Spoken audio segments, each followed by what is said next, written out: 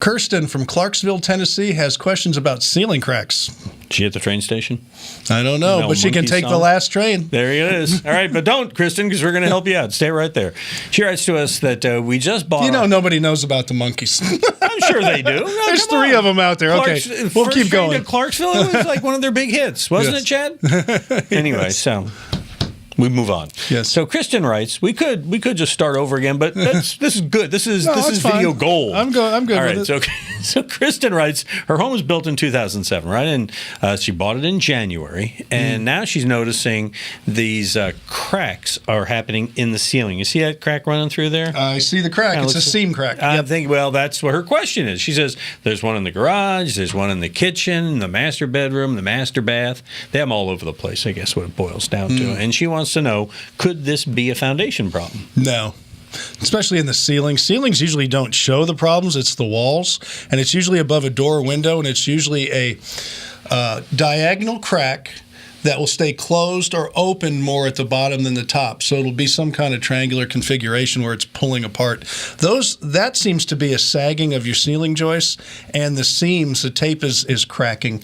And it's all it is I noticed the texture is kind of weird and very heavy in that picture, so they're going to have to try to match that. But you'd have to scrape all the texture down, nail it up better, put some more nails and screws in there, probably is starting to loosen from the joists, and then go ahead and tape and float it, and then try to match the texture on it. But that's all it is. So it's a cosmetic thing.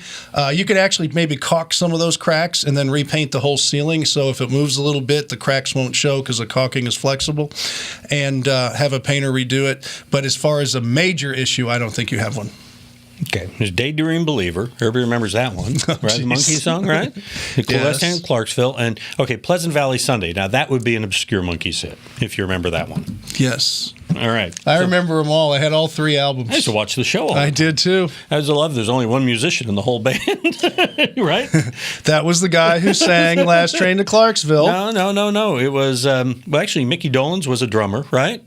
Help me out with this. Yeah, but he was not a professional until after the Monkees. And was Nesmith, wasn't he a musician? He was the musician. He was the musician, and his mother invented liquid paper, and he became a multimillionaire, and that's why he didn't do the tours. She worked right here in Houston. That's right. That's where she came up with it. There you go. So there's a lot of history. But the last train to Clarksville was...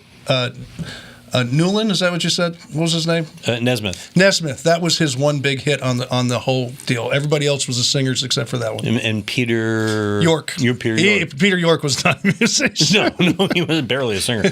All right, now we're going to get that hate mail. Really was not good. We're going to get hate mail from Monkees fans. All right, you got questions? Go ahead and send them to us. We'll answer them. About obscure '70s music. We're here for you. And home improvements. Use the Ask Tom form at HomeShowRadio.com. We'll answer it like these other videos over here, which are much less perambulating. Kirsten from Clarksville, Tennessee. Is that the Monkees song? Take the first. Clarksville, it is Clarksville. You're right. Last train to Clarksville, and I'll meet you at the station. That's right. Okay.